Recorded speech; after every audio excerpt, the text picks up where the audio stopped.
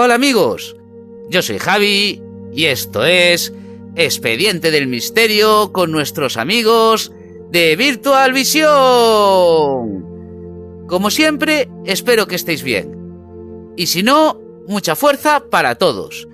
Hoy vamos a tener un tema espectacular. Vamos a hablar de una ciudad perdida en el tiempo y con nuestros amigos que hicieron un trabajo espectacular de investigación para enseñarnos a todos los misterios que alberga esta ciudad. Primero, para situar la ciudad geográficamente y en el tiempo, nos lo va a explicar nuestra amiga y compañera Patosita. ¡Hola, Patosita! Hola, Javi, hola amigos, hola a todos. Os voy a contar un poquito, ya que me ha invitado primero Javi a contaros esto, que el poder hablar hoy de esta ciudad es un mérito porque no se perdió, aparte de que se encontrara, no se perdió de puro milagro. Estuvo a pique de que se destruyera enteramente y por completo. Así que os voy a decir un poquito, como unas pinceladas, esta historia. Aproximadamente en 1800, la década de 1850, cuando el Imperio Británico se anexiona a Pakistán, se quiere construir una vía férrea que unía Karachi, en la costa, con Lahore, más o menos de 1200 kilómetros.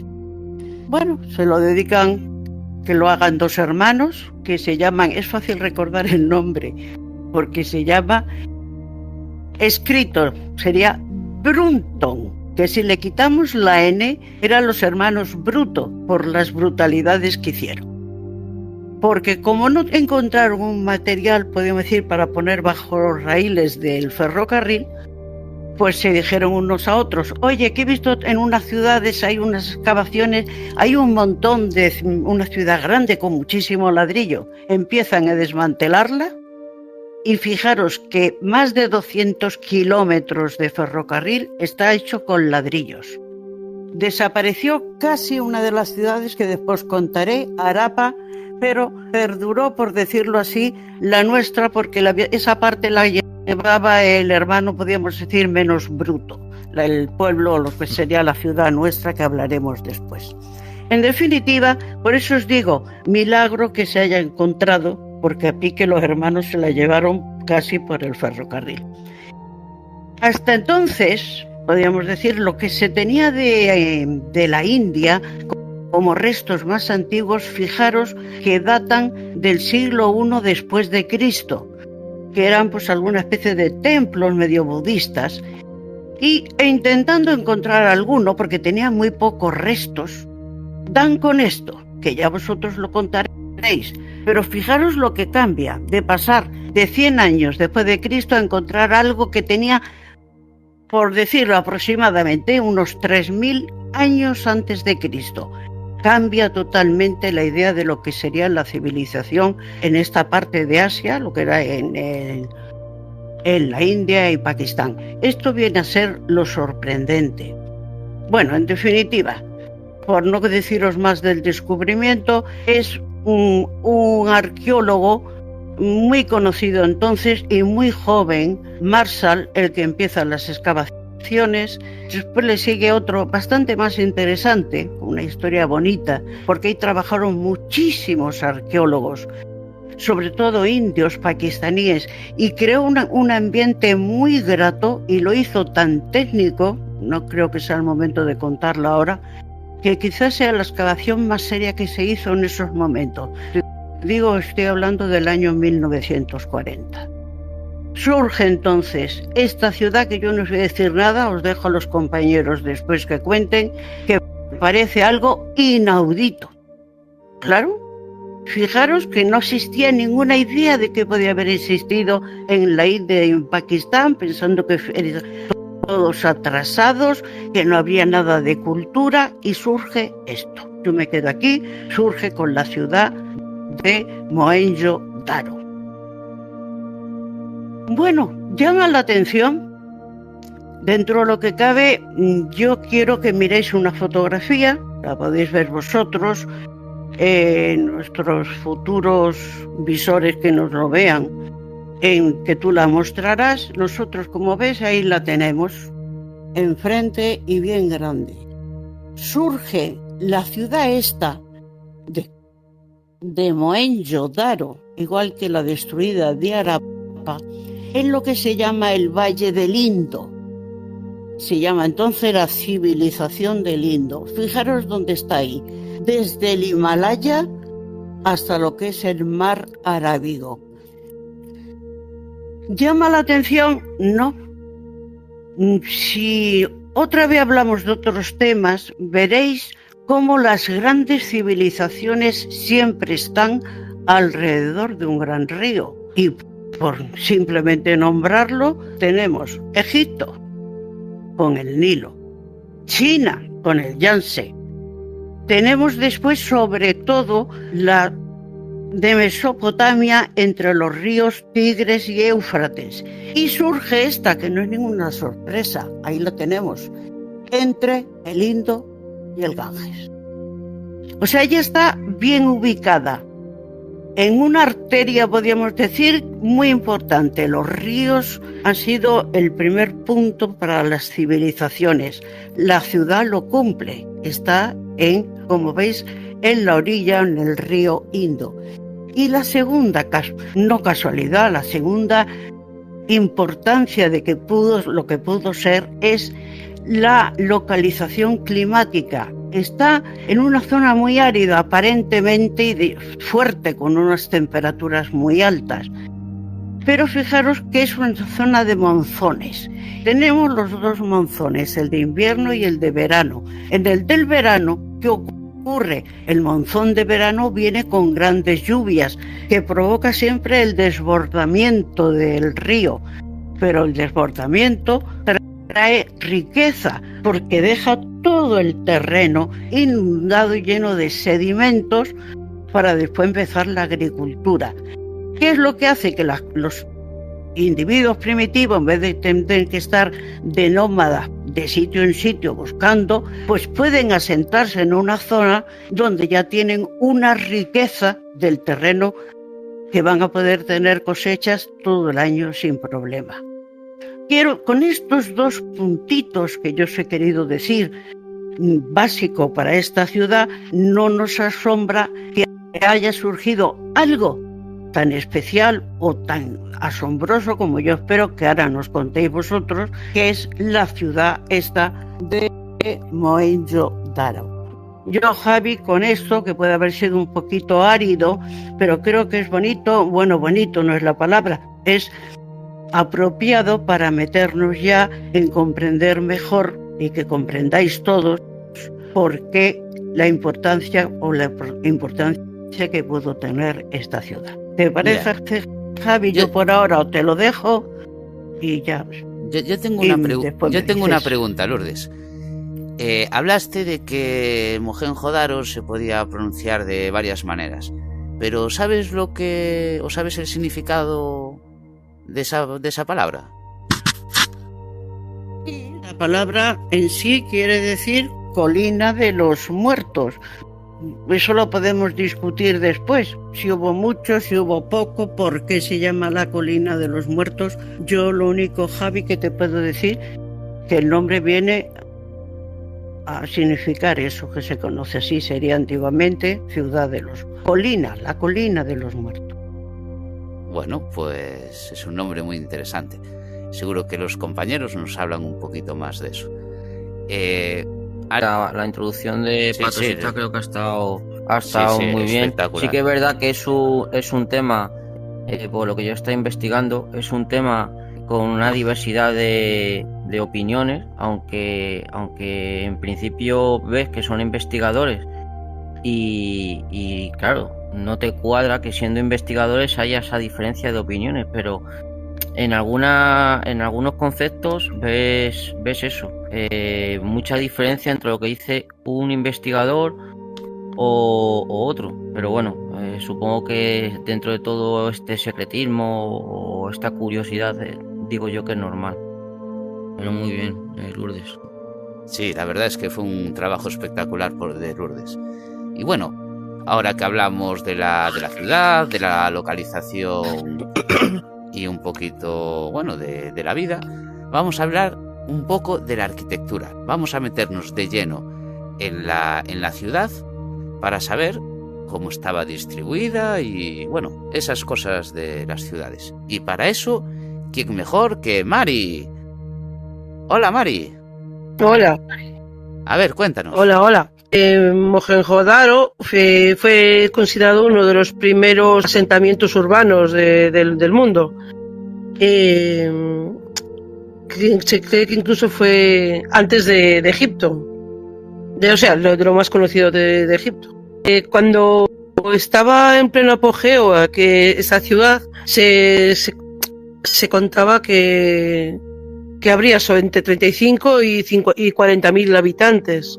Esta ciudad estaba toda cercada por una muralla, toda ella hecha por ladrillo cocido, que entonces se utilizaba adobe, que era con barro no cocido, pero aquí toda la muralla exterior la habían hecho con ladrillo cocido, que es más resistente. La muralla esta abarcaba alrededor de 1 kilómetro cuadrado y tenía la ciudad dividida en 2 partes. Una parte es la ciudadela y la otra es la ciudad baja. La ciudadela es la parte que estaba en lo que es como un montículo artificial, que el arqueólogo que había mencionado ahora Lourdes, el Marshall, en unas excavaciones se encontraron como una muralla una muralla antigua del periodo Harappa, o sea, del principio del periodo Harappa, y se ve que fue rellenada con restos para hacer la parte más alta. Vale, en esta parte llamada la ciudadela había tres zonas muy diferenciadas, que estaba el gran baño, el granero y la casa de los sacerdotes. Vale, los grandes baños estos, aquí había uno que está situado en medio de la zona esta, que ahora vemos aquí en la imagen, en el plano. Era lo considerado como un tanque, como una piscina gigante interior. Tenía un alrededor de 12 metros de largo por 7 metros de ancho, con una profundidad de casi 2,5 metros. Y esto, incluso hay una película que se llama con el mismo nombre de la ciudad, se ve recreado perfectamente. Ponemos aquí una imagen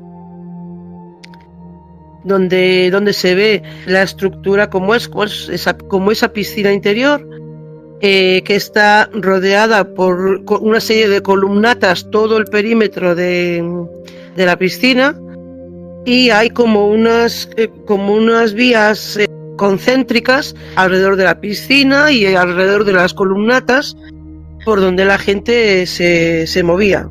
Este arquitecto Marshall, él estuvo haciendo estas excavaciones, dedujo de que para llenar este tanque de agua, en una habitación como contigua a donde estaba el baño había como un pozo con una canalización directa a una de las esquinas del baño Esta canalización que hay desde el pozo hasta la piscina está cubierta por arcos, o sea, es una canalización bastante profunda y cubierta por arcos, lo bastante alta como para que una persona pueda caminar por ella para limpiar esta canalización, lo que se dedujo de todo esto. El otro gran edificio que hay en esta parte alta de la ciudad sería el granero. El granero era una construcción esta sí que era de adobes, es todo barro sin cocer, todo de adobes, la base, y después tenía una construcción para arriba, que es donde realmente iba el grano, todo de madera. Medía entre 50 metros de largo por 27 de ancho, o sea, era de superficie de 1.300 metros cuadrados. Estaba bastante alto porque lo que es la base de esta de adobes medía como 6 metros de altitud. Este granero en la parte más alta tenía unos canales de ventilación para que no se pudriera el grano que ahí almacenaban. Después está el otro edificio, que es el edificio que se cree de los sacerdotes, que no está muy claro si es que eran unos sacerdotes, era un rey que al mismo tiempo era sacerdote, algo así, pero era una zona de gente, digamos, con cierto poder. Esto es la parte alta, que es la ciudadela. Después está la ciudad baja, que es donde habitaba el resto de la gente, claro.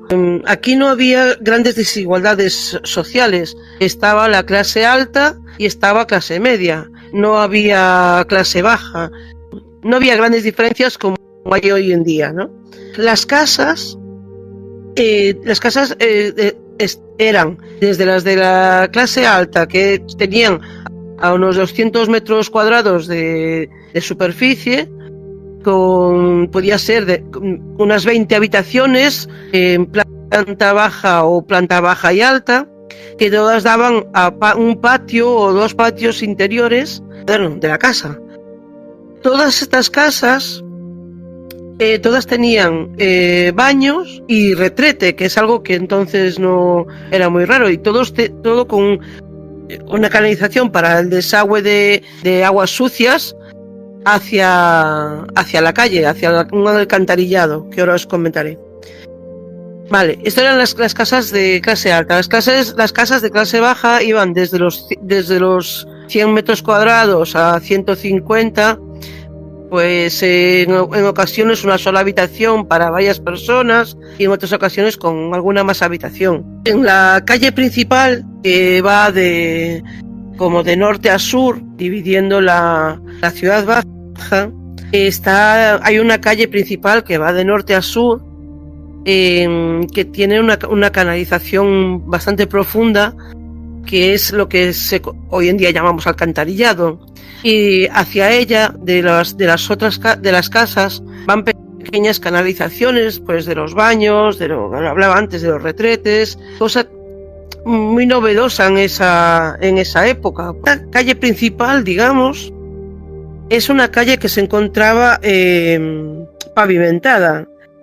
Es algo muy raro porque no se solía pavimentar. Entonces se calcula que las construcciones que hay a un lado y a otro de esta calle, que tenía como 9 metros de ancho, se piensa que pudo haber lo que es la zona de oficios. Por ejemplo, ahí estaban los alfareros, los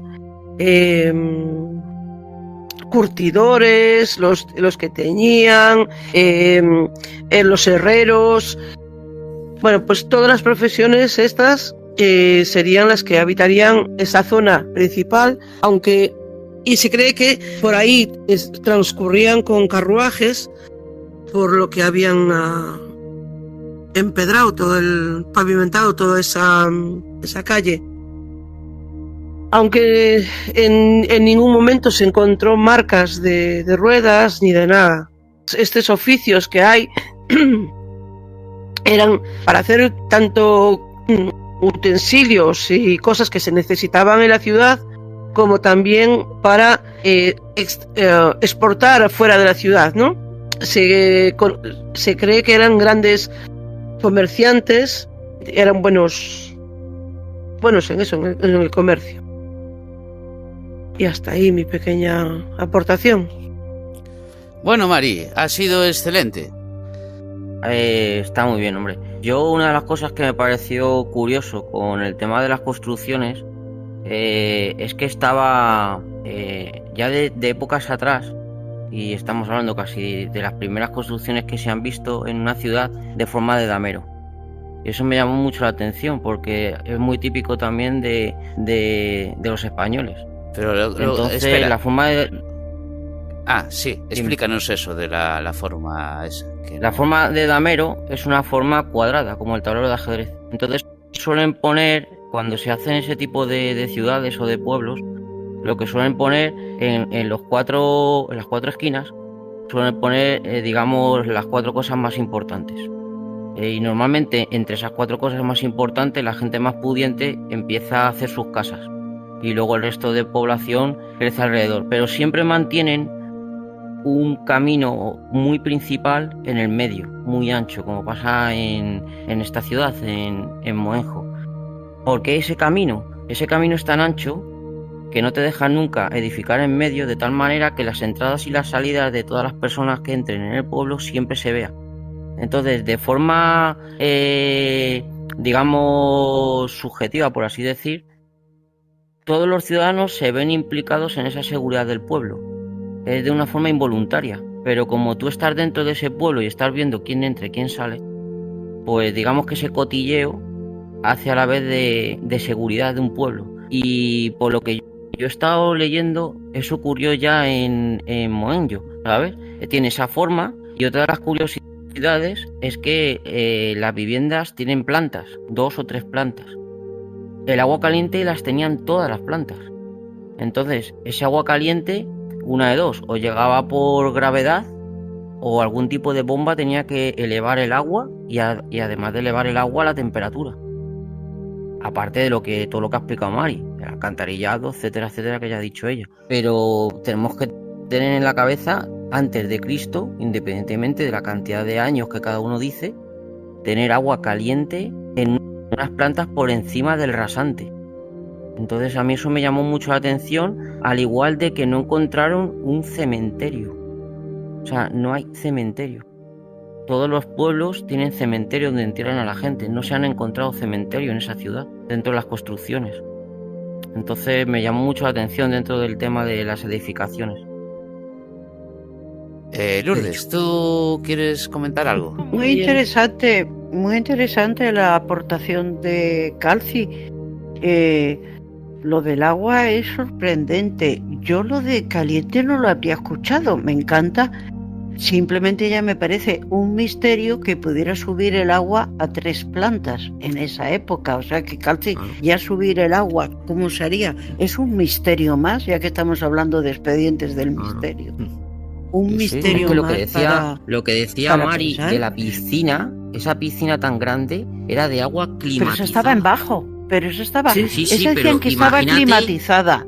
Claro, imagínate esa cantidad de metros cúbicos caliente. Caliente, ¿cómo lo harían? Es sorprendente si cuando nos ponemos a hablar un poco, porque aquí quizás lo importante es eso, la charla, el que podemos comentar uno y otro, pero lógicamente necesitamos estos puntos de conocimiento para poder debatir, ¿no? Pues te resulta francamente, cada vez me fascina más. Como que ya sé que las películas son ilusiones, pero ya estoy intentando encontrar la película porque tengo curiosidad de verla, a ver cómo lo que han hecho. Yo he intentado, creí que estaba yo vi alguna escena, algún tráiler, pero lo que es la película no, claro. No, yo aún no lo encontré, pero bueno, estoy en ello. Cuando te has dicho lo de los cementerios, pensando en la costumbre, estas indias, ¿no serían que ya de principio de siempre incinerarían los cadáveres? Que es lo típico de la India, que hemos visto siempre en la pira. Lo han buscado. Yo luego recalcaré en mi tema, pero bueno, da igual. Han buscado restos de insecenización por alrededor para ver si es que se llevaban a los muertos, se los llevaban fuera. No han encontrado nada. Pero hombre, tú sabes, Calci, pensar restos ahí, si los quemaban, pues es madera, piras de madera, ¿no? O igual hasta los que ahí no va a quedar restos. Y los huesos terminan en el río, ¿no? Estamos hablando de un pueblo de 30 y tantas mil personas, ¿eh? Para tu esconder... Sí, hasta 40.000 personas. Poco a poco, nos iban a morir todos, pero ya te digo, yo pienso que eso lo podríamos... Lo primero que se me ha venido a la mente es eso, que los cadáveres los cremarían. Puede ser. Y por eso quizás caso, no existe lo que es el cementerio, las losas. Es espectacularmente alto el grado de sofisticación que tiene la estructura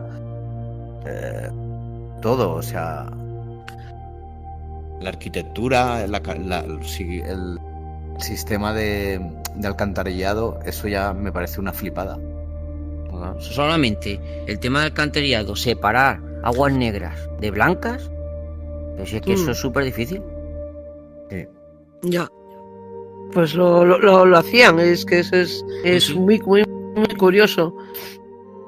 Es que yo estuve comparando con la Edad Media, que también había así las ciudades cercadas, pues divididas en oficios y eso, y luego el resto de la gente.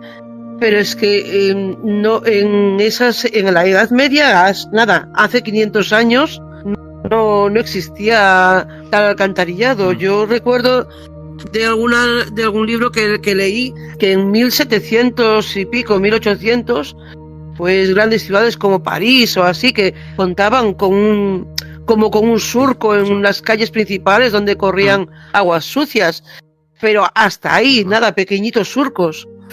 Pero tal como se estudia en este sitio, de alcantarillado profundo y por arriba recubierto con sus rejillas para inspeccionar de vez en cuando que no haya atascos y cosas, pues eso no lo había escuchado de tanto atrás, vamos. Y por eso estamos aquí hablando, si es que es una ciudad que fue un auténtico hallazgo y sorprendente. Y como yo os comentaba un poco con la información que fui mirando y demás, es que los indios y los pakistaníes pasaron de no tener historia, que su historia empezaba 100 años después de Cristo, empezar quitando fecha de año, siglo más o menos, unos 3000 años antes de Cristo, pero con una ciudad no primitiva, es una ciudad, como nos ha contado Mari, con esa estructura y esos avances tecnológicos que son para decir chapo, impresionantes. Pues ahora vamos a hablar de los objetos. De los objetos iba a hablar nuestro amigo Aku, pero nuestro amigo Aku hoy no puede estar presente. Pero mirar qué bien que lo vamos a llamar por teléfono, porque nos está viendo, nos está escuchando y ahora va a colaborar con nosotros. Así que vamos a marcar.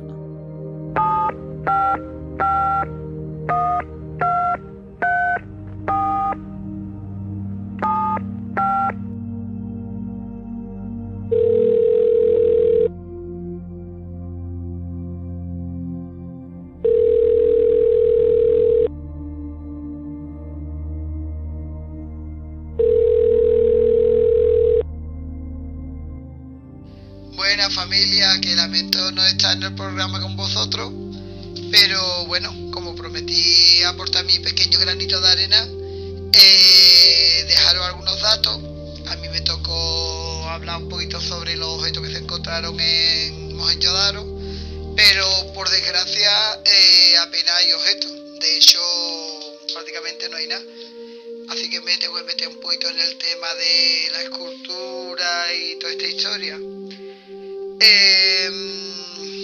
Había muy poquitas cosas, se encontraron al parecer algunas esculturas, muy pocas, se encontraron algunos sellos y bueno, destacar que los sellos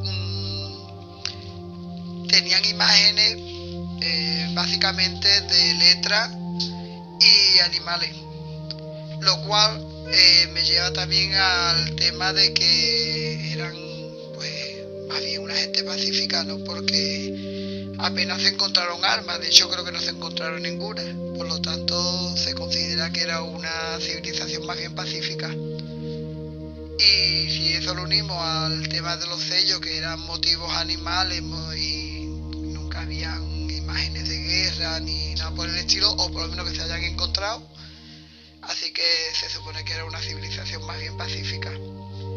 Y bueno, así entre las cosas más destacadas que yo he visto, pues se encontraron algunas esculturas.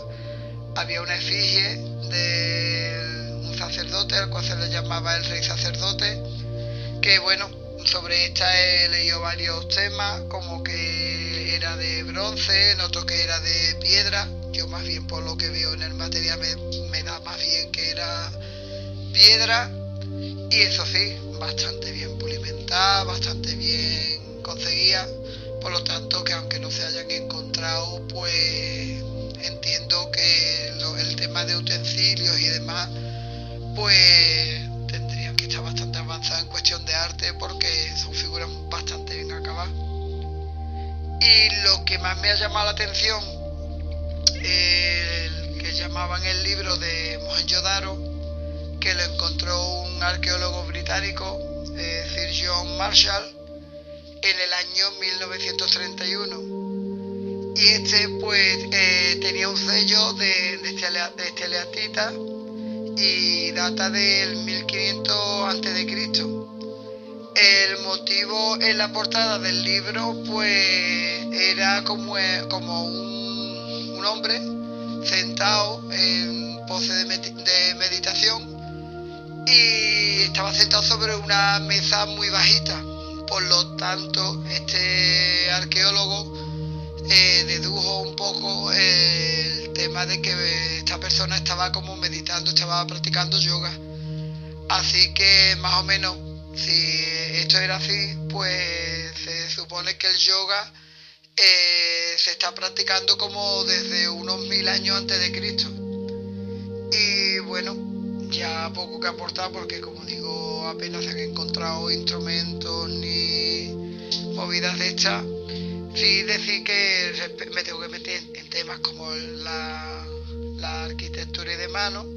Que como ya sabéis y ya han investigado otros de los compañeros, tenían unos buenos sistemas de calles y demás, que por cierto se comparaban bastante con el Manhattan de esa época por el sistema cuadriculado de las calles y demás.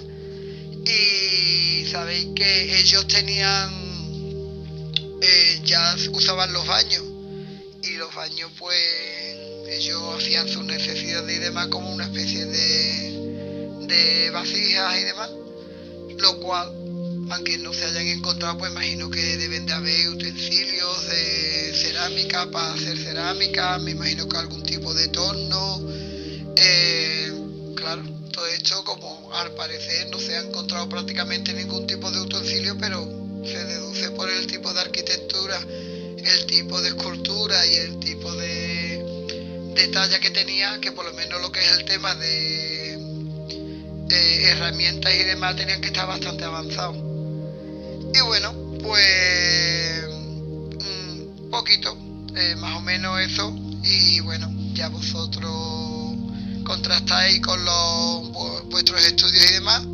Y bueno, que un saludo, que tengáis un feliz programa y que vaya todo de lujo. Venga, un besito, familia.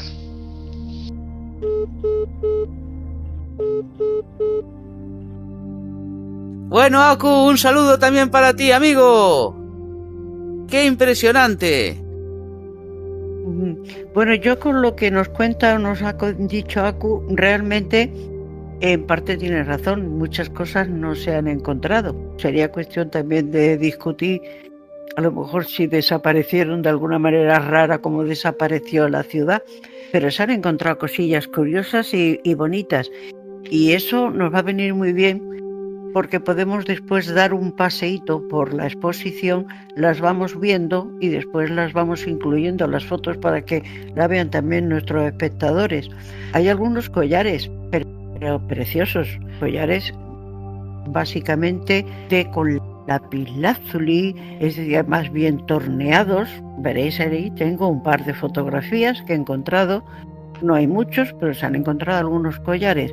Unos diseños además muy similares, unas cuentas bonitas. Parece que había comercio con piedras semipreciosas, vamos a decir, jade, cosas tornalinas, cornalinas, estas como os digo. Otra cosa interesante que, claro, los objetos que se han encontrado bastante son los famosos sellos de bronce o de esta roca mineral, material, esteatita, con unos animales, casi todos con grabados de animales, muy bien hechos, y símbolos. Ahí está el misterio, otro de los misterios. Tenemos otro tipo de comunicación, de lenguaje o escritura, llamémosle como sea, que aquí podemos ver en las fotografías no hay traducción. No se ha podido todavía interpretar. A mí me encantan esos misterios que quedan abiertos para un futuro. ¿Qué querrán decir? Pues no se sabe. No se sabe. Si es tipo jeroglífico, si es que las palabras, cada símbolo es una palabra, parece que sí, que son más bien palabras, no sílabas. Pero nada más. Y algunos juguetes, veréis fotos. Mira esta foto. Me ha encantado. Es una especie de carrito. Me le han puesto unas espigas como de adorno. Era un juguete de un niño. Un carrito. Fíjate, además está hecho, es fino y es muy bonito y delicado. La estatua que ha nombrado Paco también sale. Ahí la tenéis. Parece que puede ser un sumo sacerdote porque la túnica está grabada con unos ornamentos como hojas de tréboles que indicaban superioridad y demás. O sea que algunos objetos, pues sí hay, no hay muchos, pero algunos incluso he traído algunas fotografías que hemos puesto aquí y ya se ve mejor, vale, como dice el refrán, más vale una imagen que 1000 palabras. Pues como dice Lourdes, de verdad, lo del tema curiosidad de los sellos. Y una de las curiosidades que yo he visto en los sellos, que hay sellos de animales, como esa foto de como un animal tipo a un bisonte o una cabra, ¿sabes? Pues una de las curiosidades es que, según dicen, los animales de esos sellos, a día de hoy no existe ningún animal, están todos exterminados. Eso es una de las cosas que a mí me ha llamado mucho la atención. Y luego, otra de las curiosidades dentro de lo que es lo que utilizaban y tal, se ha descubierto que llegaban a utilizar el algodón, cuando resulta que el algodón, años después, es cuando realmente estuvo como en auge. Nunca se habló del algodón tan atrás antes de Cristo, aunque es verdad que algunos hablan de 15.000, 20.000, algunos 30.000 antes de Cristo. Yo prefiero dejarlo entre 10 y 15.000 antes de Cristo como mucho, pero bueno. Y lo de los símbolos es verdad que es una simbología que luego, cuando vinieron los sumerios, dicen que cogió algo de ellos, pero hay muchos símbolos como uniformes que a día de hoy no se han descubierto. Me ha venido al recuerdo de un libro, el libro se llamaba luego cuando venga a la cabeza el título lo digo, Muto Liber o algo así. Luego cuando venga el título bien, realmente el título del libro lo digo. Llegados a este punto, la curiosidad de que por un lado no se han encontrado muertos y cementerios, y por otro lado no se ha descubierto la escritura. Bueno, chicos, veo que estáis hablando mucho de los temas de escritura, y quién mejor que Novi para profundizar en el tema y contarnos todas las curiosidades de esa escritura. Así que Novi, cuéntanos. Pues aquí estamos. Buenas noches a todos. Hola. No sé si me ha tocado el tema más fácil o más difícil. Tampoco he tenido mucho tiempo de recabar información porque es muy denso y muy enigmático a la vez. Fácil porque, como decía la profesora Lourdes, no hay un consenso, no hay todavía una traducción que pueda ser válida, que la ciencia la vale como aceptada. No hay ninguna prueba. Son miles de trozos de cerámica. Algunos sellos sí que se han conservado bastante bien, pero son todo trozos muy pequeñitos, a diferencia de las tablillas sumerias, que se descubrieron decenas de miles, pero decenas y decenas de miles, y ahí sí que se pudo la escritura cuneiforme llegar a una traducción bastante real y con estudios muy serios que avalan ese tipo de interpretación que se ha hecho de la lengua cuneiforme. En este caso con Mohenjo-Daro no pasa eso. No hay un consenso. Los tres autores que más han investigado es un finlandés que se llama Asko Parpola, un indio que estudia la región del sur de la India que se llama Mahavedan, Iravatham Mahavedan. Bueno, estudia las lenguas drávicas que quedan un poco más en el cono sur de la India, pero también ha estudiado mucho Mohenjo-Daro. Y un americano que es el que más controversia trae, porque este tío se llama Steve Farmer, y habla de que en realidad no existía un lenguaje como tal, no existía el lenguaje para escribir lo que ellos querían exponer, sino que existía un lenguaje que únicamente englobaba la economía y el intercambio comercial. Y era una especie de lenguaje porque... Y es el más controvertido, es el al que menos veracidad le dan, pero en realidad, siendo una confluencia como tienen los ríos, esas autopistas comerciales que se creaban en esos epicentros, sí que puede ser que se mezclara la cultura sumeria a través del comercio con la Harappa, que tal vez por unas cosas u otras se tuvo que desplazar al sur o no se sabe por qué desaparecieron, pero también por cercanía debería haber alguna conexión. Y la conexión que menos veo es la drábica, que es la del cono sur de la India, pero aún así sí que la hay, sí que hay la conexión porque se han descubierto, sobre todo el finlandés Asko Parpola es el que se obsesionó completamente con el estudio del lenguaje de Mohenjo-Daro. Descubrió que era un lenguaje aglutinante dentro del sello que ellos ponían para representar un dios o un algo. Se iban añadiendo prefijos y sufijos y se iban añadiendo artículos que representaban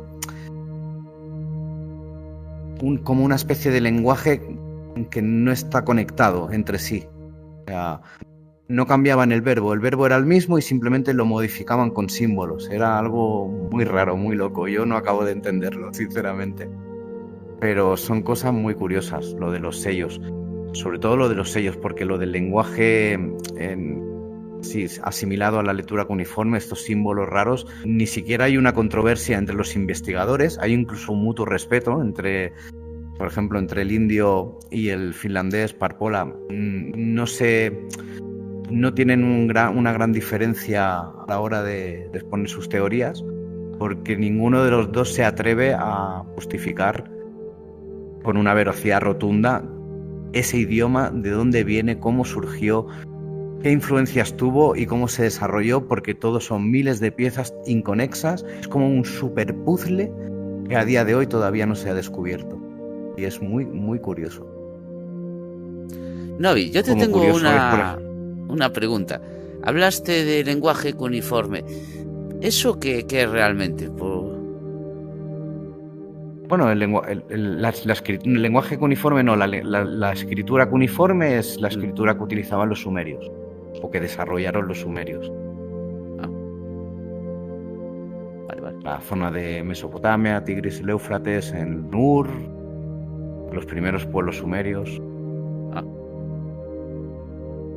Y hay una curiosidad, una de las conexiones en el lenguaje de Sumeria con Mohenjo-Daro es una de las...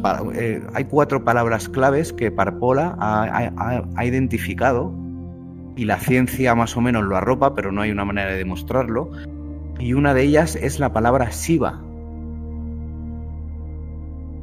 Y se achaca a que el dios Shiva ya se veneraba en Mohenjo-Daro. Estamos hablando está muy lejos, el cono sur de la India, de Mohenjo-Daro en aquellos tiempos. Las distancias con Harappa y tal vez el desarrollo sumerio sí que conectaba más, pero con el cono sur de la India, con el tema drábico, ya no lo veo tan conectado. Y en cambio aparece la palabra Shiva y justamente el sello de Pashupati, ¿Pashupati es? O Pashupati, es el dios este que aparece como sentado en forma de loto rodeado de animales, que de hecho la palabra Pashupati es el señor de los animales, y está representado como en flor de loto, y se cree que es una de las primeras versiones del hinduismo. Ostras. Sí. Y a la misma vez, el mismo estudioso, o sea, Parpola también tiene conexiones con Harappa. Ese sello de Pashupati es el que está también como detrás de un árbol, o formando parte de un árbol Es un árbol especial también de la India, que no sé cómo se llama. Un árbol que cuelgan en las fiestas jarras y cosas, algo así. No te lo puedo... algo... Bueno, de todas maneras, Novi, es normal, aunque la distancia sea grande, precisamente ha habido unión entre todas las civilizaciones y Egipto. Es decir, que lo que no cabe duda es que en el tráfico, en el comercio y demás, y se han encontrado piedras, por ejemplo, que no eran de aquí, que no han tenido más remedio que venir de África, por lo que es la parte de la cultura egipcia. Es decir, que entre las civilizaciones había unión y son coetáneas realmente, la de Mesopotamia, la de Egipto y la de estos de Mohenjo-Daro. Por lo tanto, había intercambios de materiales, de semillas, de plantas y de animales. O sea, que eso no es de extrañar. Pues con el lenguaje pasaría lo mismo, de alguna manera, gestos y símbolos, o llámalo como sea, ¿no? Pues sí, es muy jeroglífico. Tienen estas cosas en común. Muy bien, pero claro, seguimos con lo mismo. No sabemos su lenguaje ni lo que quisieron decir, pero ahí está. No, es muy difícil. Ya se sabrá. De descifrar. Todos averiguan. Todavía. La verdad, Novi, espectacular. He de decirte, un trabajo de investigación tremendo. Y no, me dejo cosillas, me dejo cosillas ahí, pero bueno.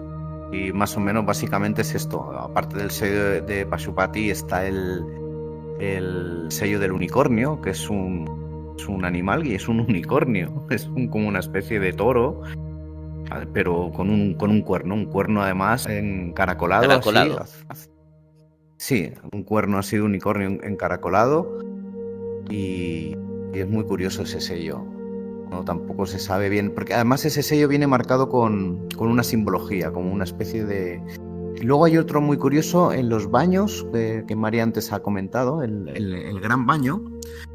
Hay unos sellos que no son sellos, esto ya son letras, letras como caracteres, y se creen que son nombres, como una lista de registros que había en esos baños.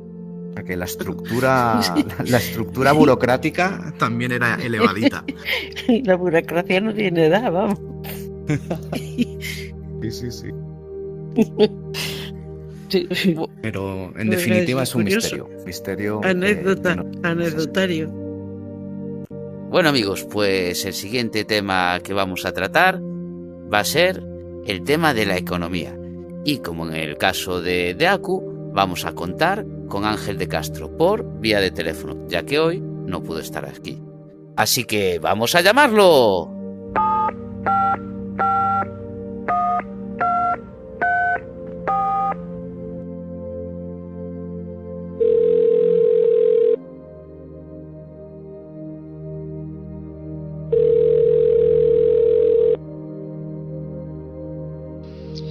A ver, chicos, una pequeña aportación referente a la temática que estáis hablando de Mohenjo-Daro, que no puedo estar hoy con vosotros. En cuestión económica había tres motivos por los cuales entraban los ingresos económicos allí a Mohenjo-Daro.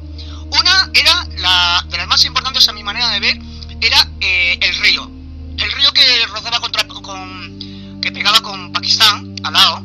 Era una autopista que recorría toda la zona de Pakistán, India y toda esa zona.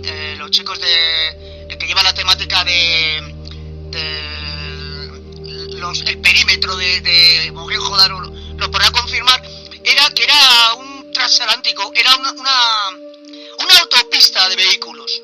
Barco arriba, barco abajo, de abajo se movía. Y una de las fuentes de más ingresos en cuestión de economía era el transporte de materiales que se movía para arriba y para abajo, lo que era alrededor del río. Se movía mogollón de construcción porque había muchas construcciones y obras en los extremos. Eso era una de las partes más importantes de la economía.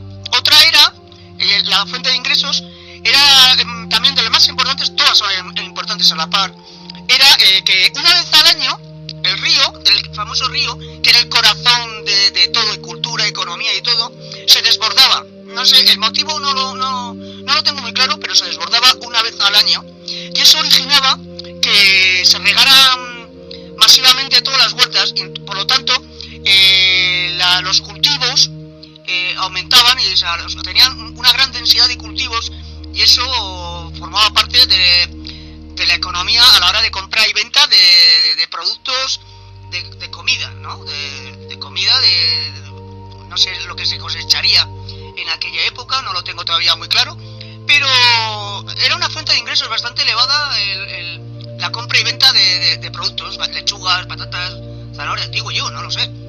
Y otro de los productos que creo yo que era fuente de ingresos era el turismo.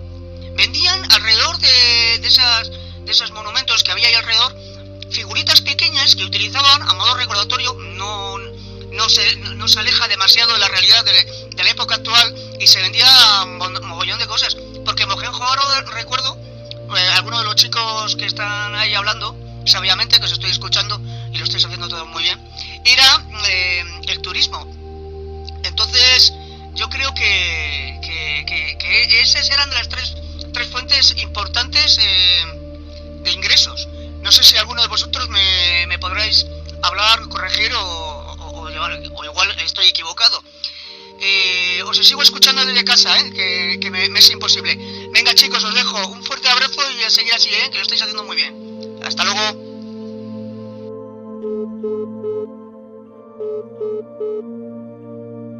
Bueno amigos, ya escuchamos a Ángel, un saludo para ti también, Ángel. Un saludo, maestro. Saludo, Ángel. No cabe duda que la vía esta, la autopista como él llama tan graciosamente y también, del río no cabe duda, el transporte de todos los materiales, productos y demás. Pero a mí lo que me asombra un poquito, eso yo no... Sí, es curioso, lo del turismo. Sí, yo también estoy asombrado. Sí. No sé, qué pena que no se pueda, porque no sé conectar, pero de todas maneras, porque si tu teléfono has intentado llamar un poco, ¿no? Y comunica o algo. Ya nos lo aclarará, pero a mí me deja un poco asombrado lo del turismo. No sé. Se le quedó sin batería. Me ha dado, se ha quedado. Bueno, pues no era más que eso, ¿no? El apunte del turismo, lo que me ha llamado la atención. No es tan descabellado. Sí, No es tan descabellado que haya turismo en una confluencia tan grande de diferentes culturas. Como parece ser que ese río, que es el río Indo, los baños con el Ganges, provocan ahí una confluencia de culturas y de riquezas de la zona donde la gente, claro, ahí hay el grado de comercio con la estructura de ciudad es elevadísimo. Entonces, que haya turismo, a mí al principio me ha sorprendido, pero si lo ves desde una perspectiva macro, ves el tamaño de la ciudad, la confluencia comercial que hay, tampoco es tan descabellado que se vendieran figuritas. A mí me ha encantado, por lo menos le ha dado un toque bien. Aparte, simpático. Hay una cosa clara, que si vosotros veis las recreaciones de la ciudad, sería una ciudad bonita para ir a visitar, si eras de esa época, porque en esa época no ibas a ver ni nada parecido. No, la verdad que no. Ya. Bueno, yo creo que eso es meternos ahora en un berenjenal que se nos puede hacer esto demasiado largo, porque es curioso, ¿no? Bueno, Lo dejamos ahí abierto, como diciendo, posible futuro de charlar de esto. ¿Cuándo empezó el turismo? Debe ser un día una charla. Mohenjo-Daro. Sí. Pues mira, voy a hablar de una curiosidad muy gorda que me ha venido con todo este tema. Esto es off topic, off topic total. Pero en la zona donde yo vivo, en Girona, en la Costa Brava, yo vivo en una localidad que se llama Palafrugell, pero a escasos 10 kilómetros tengo unas localidades que se llaman Platja d'Aro, Castell d'Aro, Castillo d'Aro, Daro. Sí, tal cual. ¿Sí? Es Playa d'Aro y Castillo de Daro. Castillo de Daro, Playa de Daro. Ostras. Platja d'Aro y Castell curiosidad. d'Aro. La verdad, todos estaréis de acuerdo conmigo en que el tema es fascinante y cada cosa que tocamos está repleta de misterios. Y también es misterioso la manera en que terminó todo. Y para eso tenemos a Calci y a Saisia para explicárnoslo. Así que, amigos, adelante. Pues sí, Javi, como comenta, es súper curioso el misterio, ¿no? El abandono de esta ciudad, qué sucedió, esa ciudad mágica, adelantada a sus tiempos, y a día de hoy que sigue siendo muy misteriosa. Pues se barajan bastantes opciones y hay bastantes teorías. Se deduce que sobre el 1600 a.C. se abandona esta ciudad, ¿vale? Aproximadamente, que es más o menos estudios que han hecho a los restos humanos, los pocos restos humanos que se han encontrado, y más o menos por eso se han marcado los tiempos. Y tenemos bastantes teorías. Unas primeras, se cree que la civilización indo fue derrotada por una invasión indoeuropea. Es decir, una guerra y hubo una invasión y por eso huyeron. Pero tampoco se han encontrado restos de que haya habido una invasión. Entonces no es una teoría muy fiable. Otra va enfocada al agua. Hay investigaciones arqueológicas que han revelado que esta civilización anualmente o de vez en cuando sufrían inundaciones, ¿vale? A causa de estar tan cercano al río.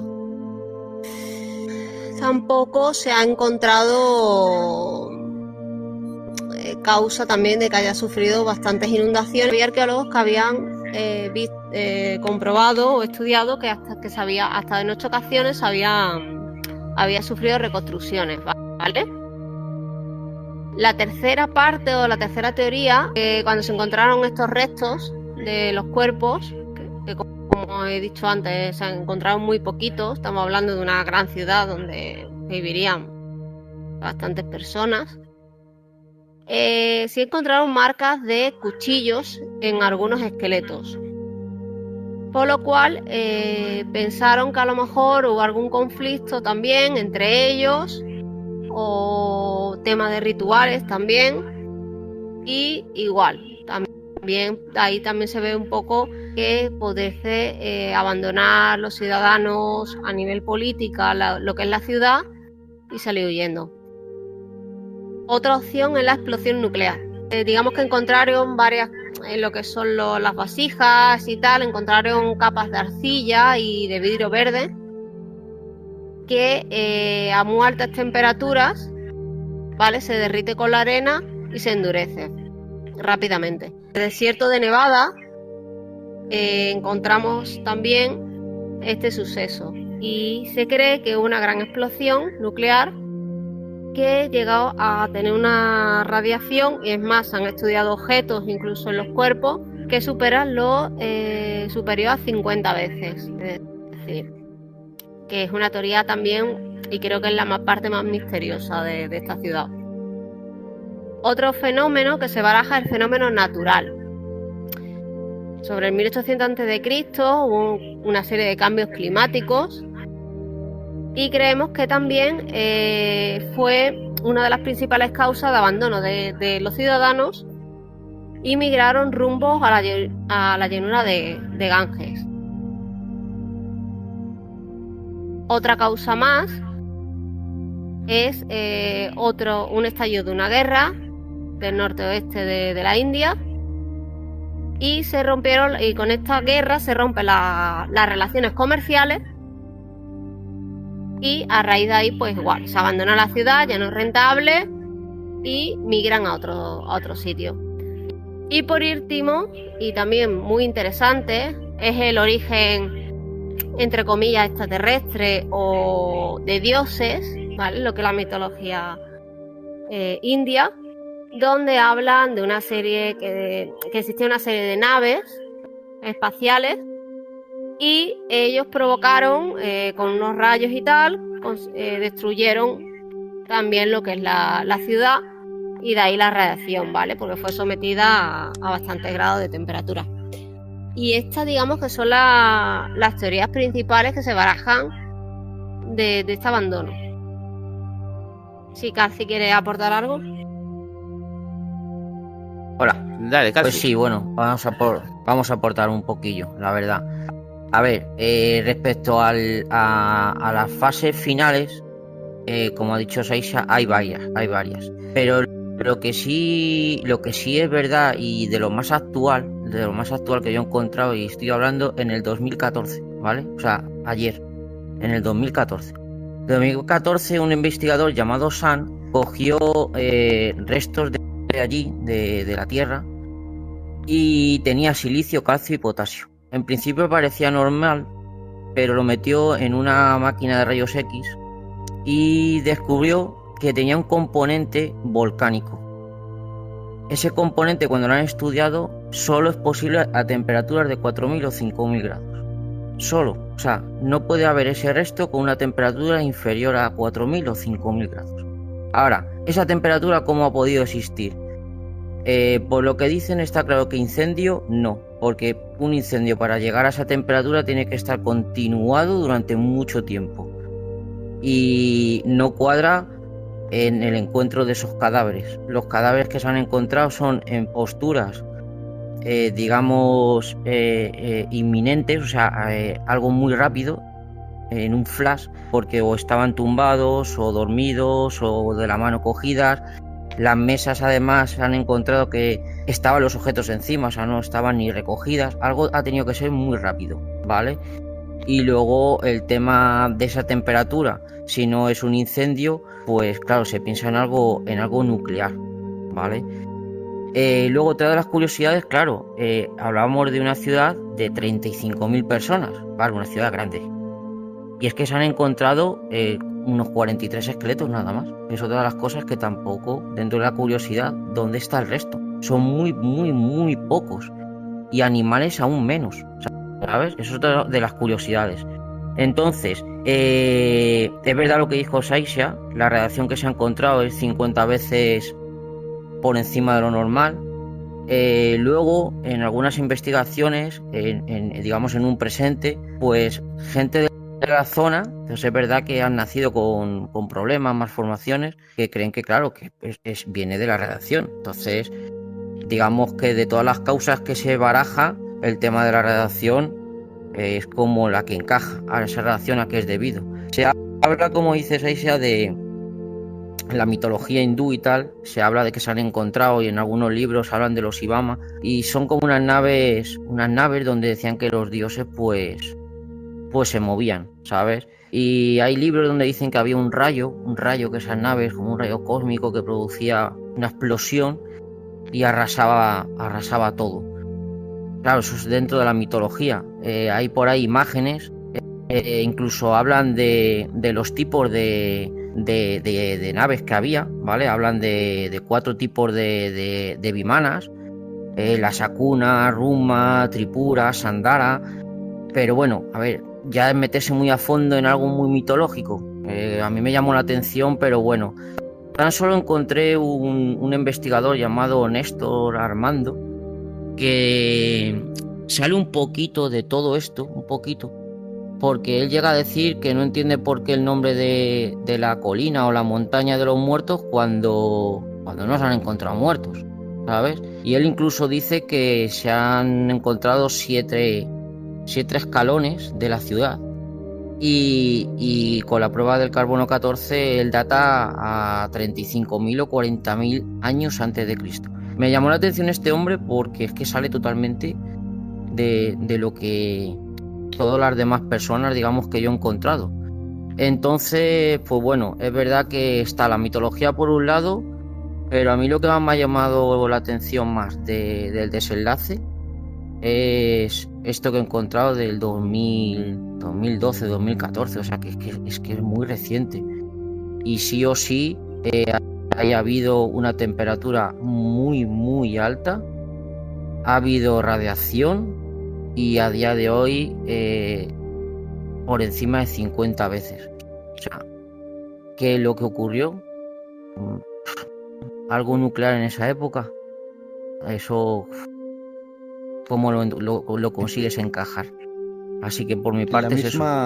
En la misma época, o en una época muy similar, hay un reporte nuclear en la zona de Mesopotamia también.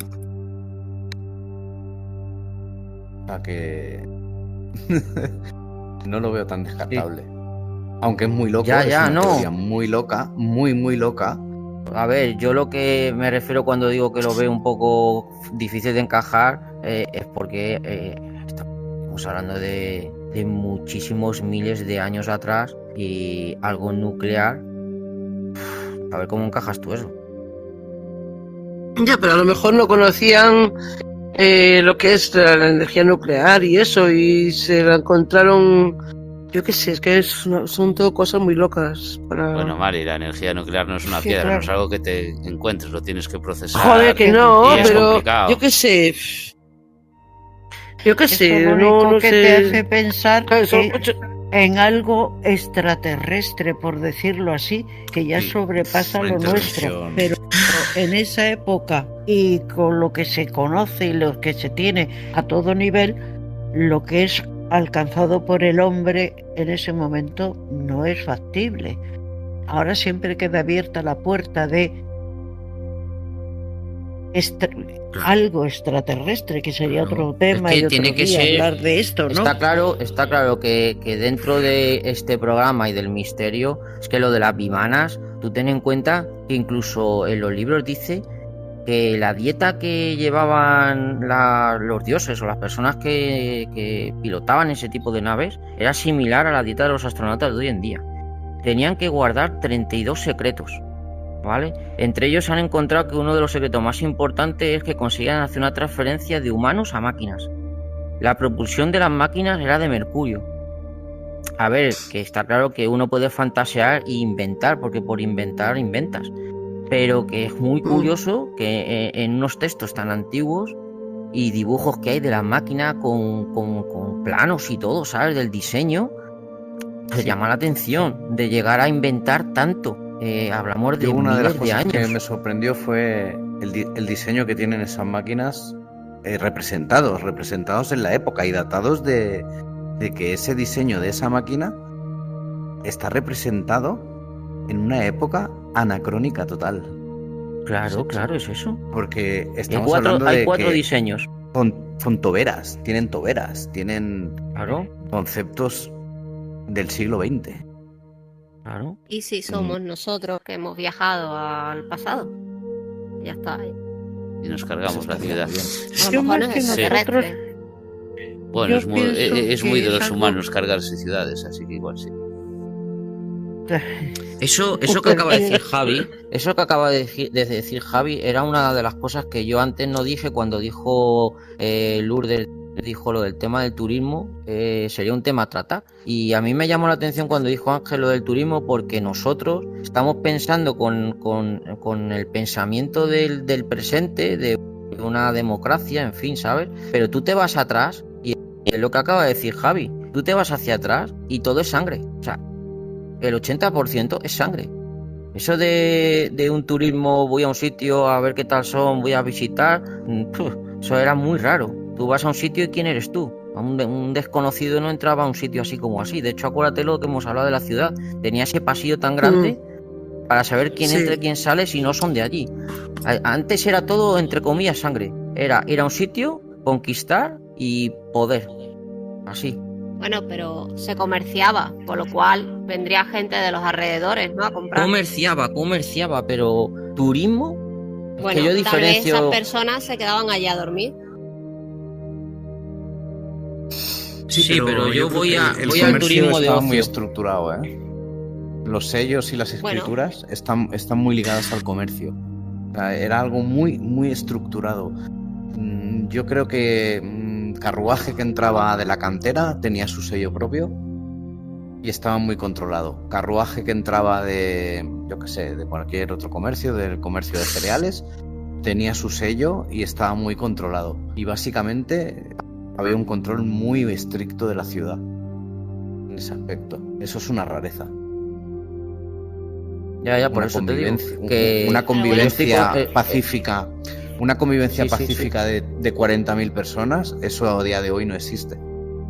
Claro, por No. eso te digo que yo estoy contigo en lo que acabas de explicar. Entonces, me es una contradicción la palabra turismo en esa época. Digo turismo como ocio, no como el tema Sí, de sí, sí. exportar, negocio, etcétera. Eso sí lo veo normal. Pero un turismo como ocio, yo creo que años atrás no era tan asequible.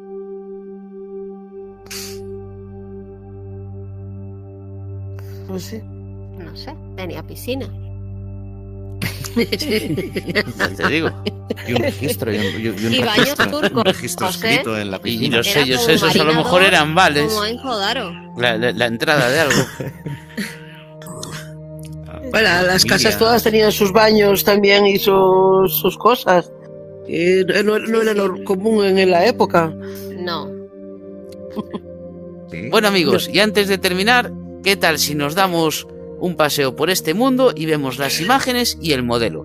Bueno, antes de ir al paseo vamos a hablar un poquito del plató, porque el plató lo hizo nuestra amiga Lourdes y le quedó espectacular. ¿Vosotros qué opináis, amigos? Un 10. Mira, hasta tengo un espejo para verme. Muy chulo. Hasta un espejo allí Diez. para Espectacular. situarlo.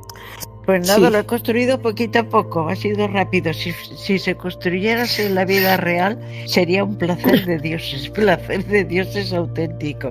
Qué fácil y demás. Bueno, pues vamos a Bueno, dar Lourdes, una nos haces de vueltecita por- anfitriona. Pues muy bien, vámonos. Bueno, pues vamos a dar una vuelta rapidita por aquí. Ve y vamos comentando las fotos que algunos habéis mandado, otras las he subido yo.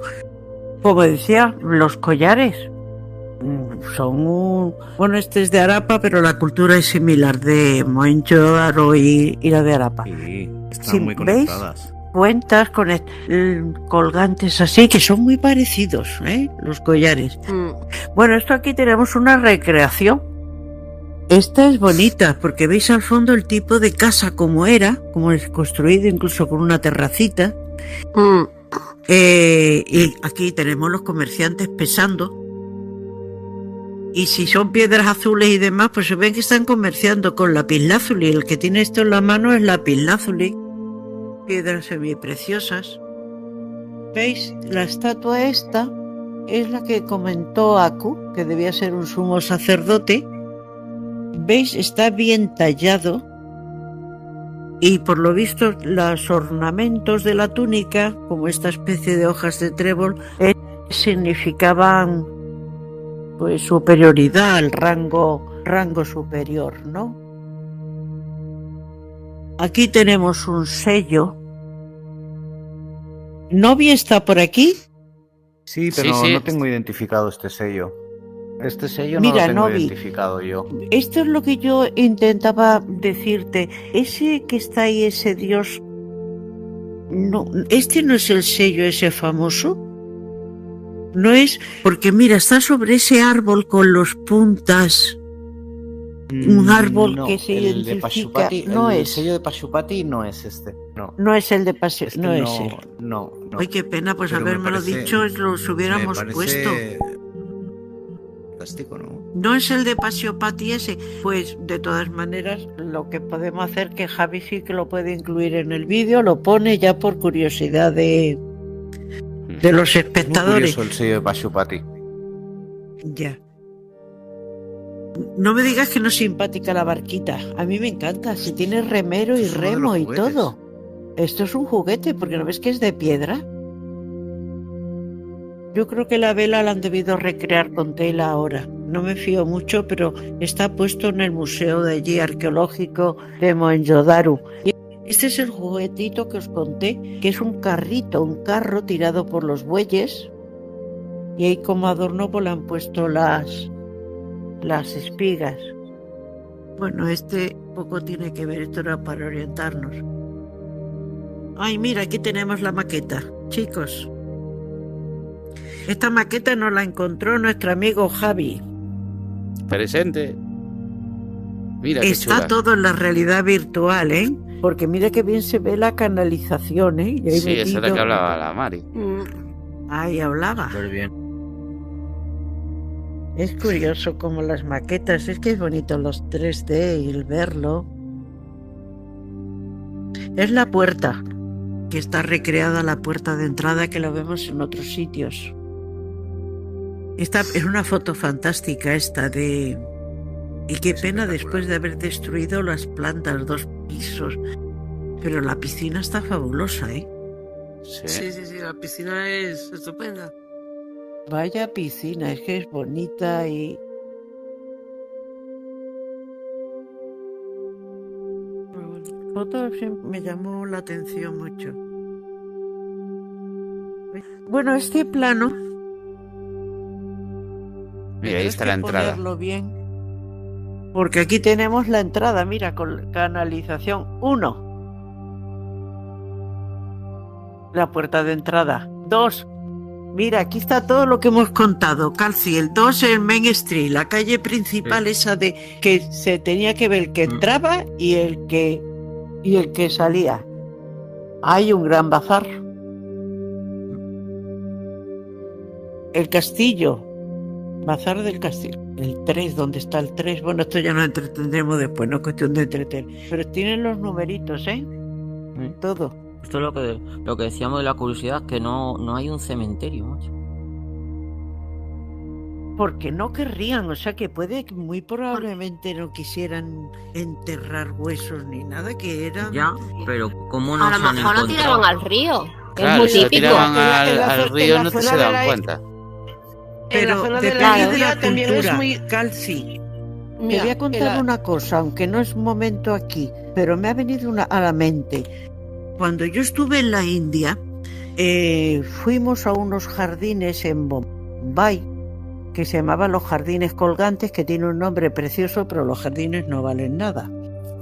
Y en el jardín, en los jardines estos, estábamos viéndolos y mirábamos para arriba y de pronto una cantidad de aves, además, entre ellos muchos buitres, pero buitres y muchos animales carroñeros, pero muchos. Total que le digo yo al guía, le decimos al guía, que menos mal que se me llamó la atención, quizás porque soy bióloga y soy un poquito observadora, ¿no? Y le digo al guía, pero ¿cómo puede haber por aquí arriba buitres? Que no es normal en una ciudad, ¿no? Y entonces me manda a una parte, me lleva a una parte, a mí, que estaba lógicamente mi marido, lo que le habíamos dicho, y entonces nos dice, bueno, mire, le voy a decir esto, que ustedes también están como de turismo, se creía que nos iba a doler, y nos lleva y nos señala allí cerca, pero se veía perfectamente, dice, mire, aquello que está viendo usted ahí, que lo veíamos como a 50 metros, ¿no? Eso es una torre del silencio, es una torre del silencio. Yo nos quedamos verdes, petrificados, como una torre del silencio. Dice, sí. Entonces lo estuve viendo, yo tenía una pequeña información, no mucha, después lógicamente me informé más, viéndolo más en directo, me quedé, hice fotos, que tengo fotos, aunque de lejos. La torre del silencio es donde llevan a los muertos de una de las castas indias, que son los Sikh, Serpas, uno de ellos, Serpas no, otra, los Sikh creo que son, que no se pueden ni quemar, ni se pueden enterrar. Fíjate, es que hay culturas que no se pueden enterrar porque creen que se contamina la tierra, ni te lo echan al agua porque se contamina el agua, ni te queman porque se contamina el aire. O sea que piensa en esa cultura. Esta gente que tuviera una cultura similar, que no quieren. ¿Qué es lo que hacen? Los llevan a estas torres del silencio, muy macabro y muy horroroso, porque es impresionante. La torre tiene como 3 círculos concéntricos, pero es una torre. Después lo veis en Google, os asomáis y lo veis. En un círculo se ponen los hombres, en otro las mujeres y en otro los niños. Como si fuera una torre y tiene después en la parte central el hueco, por decirlo así, es una torre, ¿no? Y esperan el tiempo, allí están en esos semicírculos, ahí solamente llegan unas cuantas personas, sacerdotes, ahí no puede entrar nada más que estas personas especiales, y cuando ya pasa un determinado tiempo, pues los restos, los huesos, se los comerán los bichos o lo que sea. Si queda algún resto, pues los van tirando a ese pozo profundo, que lógicamente pues irán sedimentando y pasando pues miles de años. Ahí sí que no queda absolutamente nada. Calci, con esto lo que te estoy diciendo tienes una pequeña explicación de por qué no hay en un sitio un cementerio. Es que no lo admitirían, porque si tú tienes como religión, pero a mí lo que me ha parecido curioso es de 30.000 personas se han ido por las afueras a buscar, no han encontrado restos en ningún sitio. Pues, entonces estamos hablando de miles de personas. Me ha venido en la India, en la actualidad, aún se siguen haciendo piras para quemar a los muertos, que las echan al Ganges y van quemándose según van avanzando por el río abajo, a día de hoy. Entonces ahí también es una forma que al haber un río cerca, pues a lo mejor también se podría, que entra dentro de la cultura esa de ahí, de la zona de la India, de por ahí. Sí, puede. En fin. Bueno, mirad, esos son los restos que decía Calci Saisa.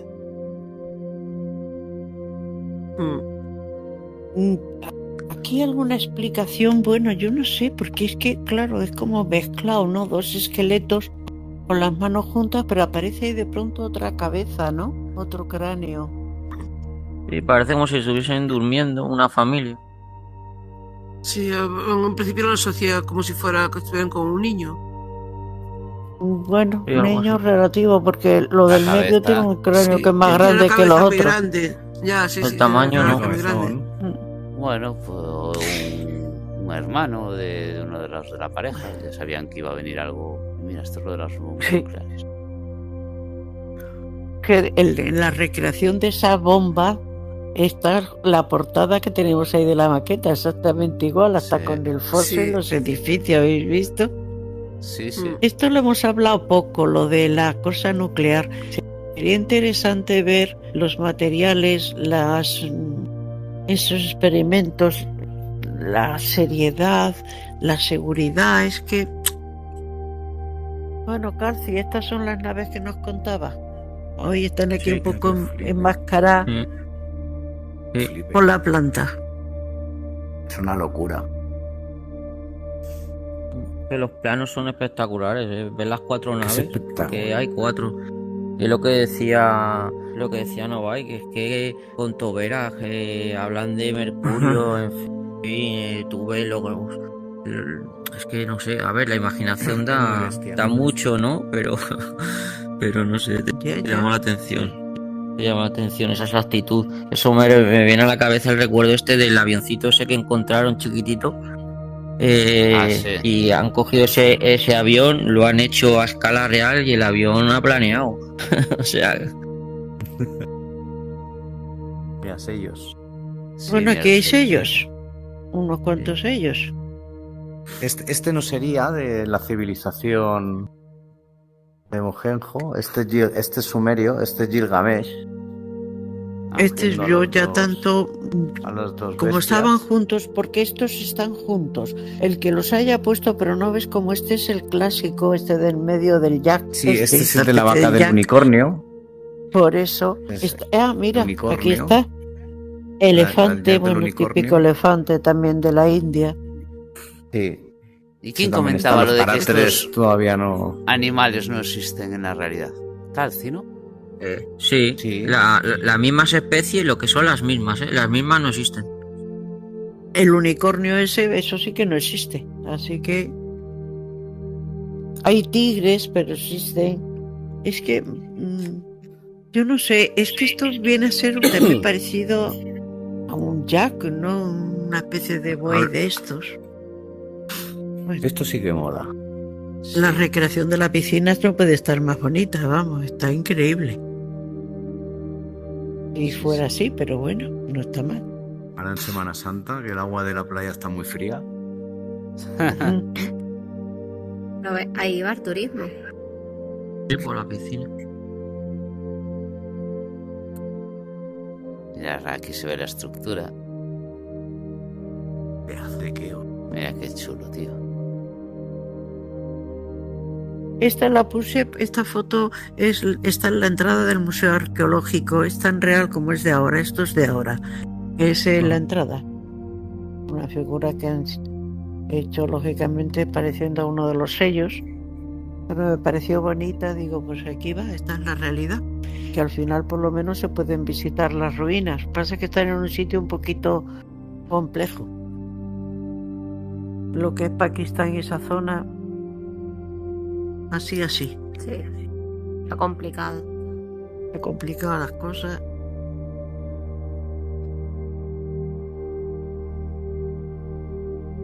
Bueno, amigos. Bueno, chicos, pues aquí hemos terminado. Espero que os haya gustado el vídeo. Si os ha gustado, ya sabéis, como siempre, darle a me gusta y compartirlo a tope. Y si no estáis suscritos, ¿a qué esperáis? ¡Suscribiros! Un abrazo fuerte y mucha fuerza para todos. Adiós. Hasta la siguiente. Chao, amigos. Chao, chao. Siguiente. Chao, chao.